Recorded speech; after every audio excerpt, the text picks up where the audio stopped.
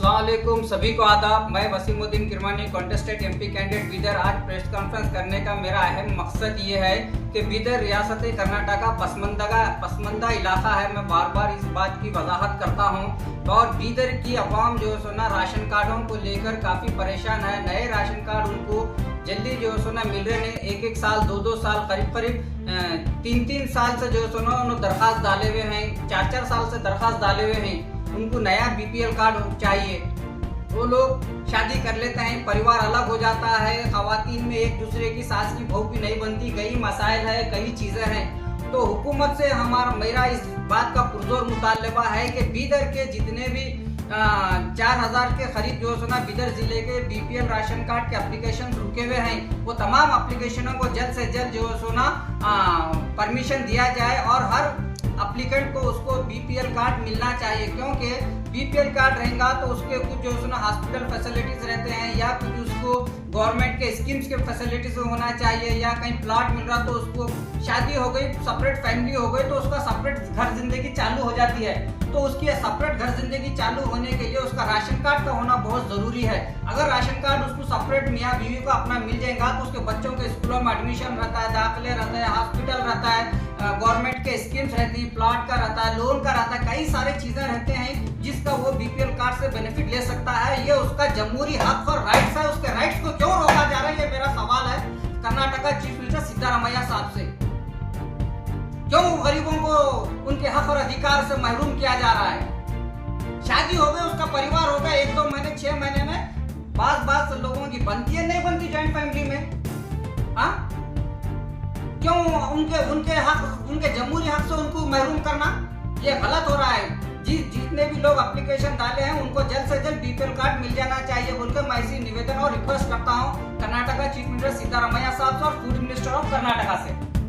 और एक दूसरी बात, ये बीदर में जैसा कि ये बैकवर्ड एरिया है, यहाँ पर प्राइवेट इंस्टीट्यूशन वाले पेरेंट्स का खून चूस रहे हैं। जैसा कि बुक्स नोटबुक भी स्कूल से खरीदना, पेंसिल स्कूल से खरीदना, यूनिफॉर्म स्कूल से खरीदना, शूज स्कूल से खरीदना, इवन जो है ना एक सॉक्स भी और शूज की डोरी भी लेना है तो स्कूल से लेना, जैसे जो है ना उन्होंने फराइज कर दिया, फर्ज कर दिए हैं। ये नेसेसरी नहीं है, ये जरूरी नहीं है कि तुम्हारे स्कूल में हम बच्चों को दाखिला दिलाए तो तुम्हारे पास से ही हर चीज खरीदना। हमको जो चीज जहाँ पर सस्ती मिलती है वो चीज ले लेते हैं। तो बीदर डीडीपीआई की नेग्लिजेंसी, लापरवाही और जिले इंतजामिया की लापरवाही बीदर की मासूम भोली भाली गरीब जनता, मिडिल क्लास जनता जो ख्वाब और सपने देख रहे हैं कि मेरा बच्चा डीसी बने, मेरा बच्चा म्युनिसिपल कमिश्नर बने, मेरा बच्चा तहसीलदार बने, तो उनके ख्वाब चिकना चूर होते हुए नजर आ रहे हैं। रात दिन मेहनत और मशक्कत कर रहा है, उसकी मेहनत और मशक्कत का उसकी खून पसीने की कमाई को ये प्राइवेट इंस्टीट्यूशन वाले उसका चूस रहे हैं, उसका खून, उसकी मेहनत को लूट रहे हैं। ये जो है अंधाधुंध लूटमारी चल रही है स्कूलों के नाम के ऊपर, इसका जिम्मेदार कौन है? मेरा सवाल है बीदर नॉर्थ एमएलए रहीम खान साहब से और बीदर डिस्ट्रिक्ट इंचार्ज मिनिस्टर ईश्वर खंडे जी से और कर्नाटका चीफ मिनिस्टर सिद्धारमैया साहब से। क्यों हमारे ऊपर जुल्म और अत्याचार, नाइंसाफी हो रही है? क्यों आप लोग इसके खिलाफ ऐवान असेंबली में आवाज उठाते? क्यों आप डीडीपीआई के कानून क्यों नहीं सिखाते? हमने कई बार देखा है कि ऑफिसरों में जो सुना एकता दिवस के मौके के ऊपर, संविधान के दिवस के मौके के ऊपर शपथ खाते लेते हैं पूरे ऑफिसर्स के, हम सबके साथ इक्वलिटी देखेंगे, समानता देखेंगे, किसी के साथ नाइंसाफी नहीं देंगे, कानून के दायरे में काम करेंगे बोलकर आप शपथ खाते, मगर कानून के दायरे में कहीं काम नहीं हो रहा बात जगहों पे। तो उसकी जिम्मेदारी कौन है?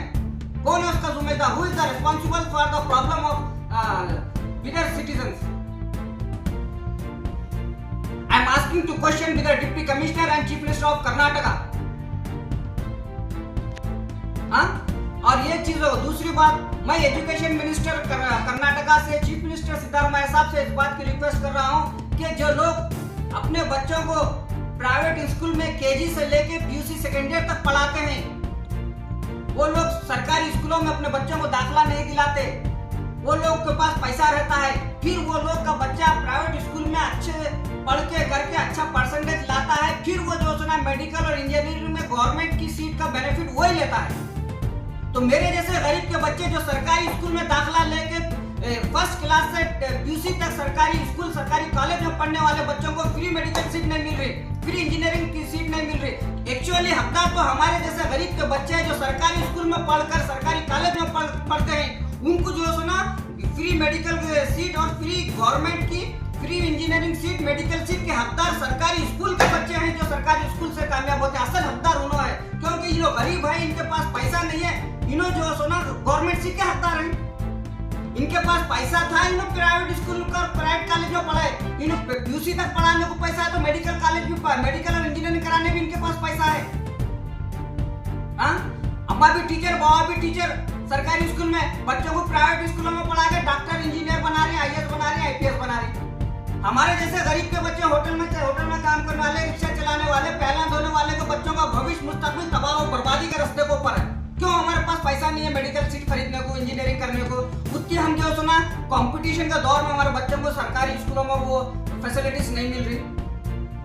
मैं रिक्वेस्ट करता हूँ सरकार से, चाहे चीफ मिनिस्टर ऑफ कर्नाटका हो, चाहे मेरी आवाज मुल्क के वजीर आजम नरेंद्र मोदी जी तक तो मैं पहुंच रही कि आप एक ऐसा कानून बनाइए, सरकारी मेडिकल कॉलेज में सीट, सरकारी इंजीनियरिंग कॉलेज में सीट, सरकारी फैसिलिटीज का जो भी है उसका असली हकदार सरकारी स्कूल से पढ़ने वाला तलबा व तालिबान है। जो सरकारी स्कूल में गरीब है, सरकारी स्कूल में पढ़ रहे, सरकारी कॉलेज में पढ़ रहे, उनका पैसा नहीं है, उन कमजोर है, उनका हक है। फिर जब ये बच्चे अगर 60% भी ये बच्चे लाते हैं तो इनको मेडिकल में सीट मिलना चाहिए। अगर प्राइवेट स्कूल वाला 95 लाता है तो उन्हें पैसे है उसका, यूसी सेकंड ईयर तक पैसे लाखों रुपए खरीद के पढ़ाए, तो मेडिकल भी खरीद के पढ़ा सकता उन्हें। मगर ये गरीब के सपने साकार क्यों न हो रहे? मैं रिक्वेस्ट कराऊंगा जो लोग प्राइवेट इंस्टीट्यूशनों में पढ़े हैं उनको सरकारी कॉलेज, सरकारी मेडिकल सीट नहीं मिलना चाहिए, सरकारी इंजीनियरिंग सीट उनको नहीं मिलना चाहिए। उनका पैसा है, उन्होंने खरीद सकती। हमारे जैसे गरीबों के पास पैसा नहीं है, वो हम उसके असली हकदार है। जो सरकारी स्कूल में बच्चा पढ़ता है, सरकारी कॉलेज, पीयू कॉलेज में जो बच्चा पढ़ता है, वो उसी बच्चे को जो सोना सरकारी मेडिकल सीट और इंजीनियरिंग सीट का असल हकदार उन्हें है। थैंक यू वेरी मच, शुक्रिया।